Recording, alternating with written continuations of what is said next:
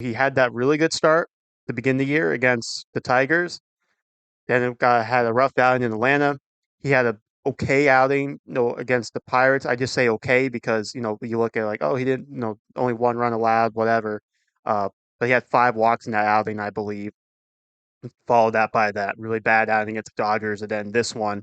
And there's a couple guys who have begun rehab assignments, Peterson and Tyler McGill. So what's to make of Adrian Houser right now in your mind? What do you think the issues have been? Is it correctable?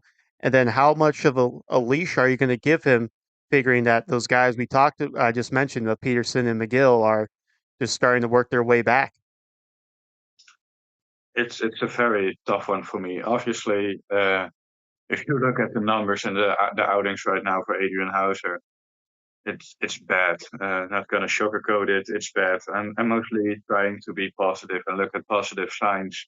I also try to look at positive signs with Adrian Houser, but right now the only thing is track record. We've seen Adrian Houser in the major leagues for years now, and he's been a slightly above average pitcher.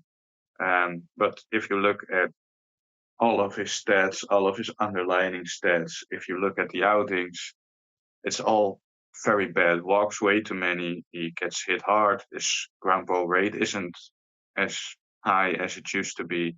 If you watch the games, I think his sinker, his stuff is flat. So the only reason you try to keep him out there is if the Mets uh, find some optimism in regaining his sinker. And right now, it's just too many starts where he's just extremely hittable.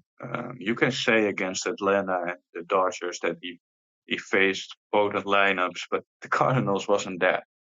Cardinals aren't a potent lineup right now, and even against them, he was extremely hittable. Right now, he probably will get a couple of more starts. Mendoza also said that after the game. But I think with Peterson and McGill, I think McGill's obviously closer than Peterson because McGill did have spring training.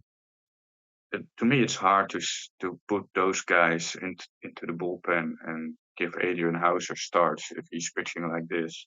And I was also looking at Adrian Houser's career ERA as a reliever is actually 1.76. He's had a lot of success as a ball guy in the bullpen. So maybe that's a way you can, if you give him like the Trevor Williams role.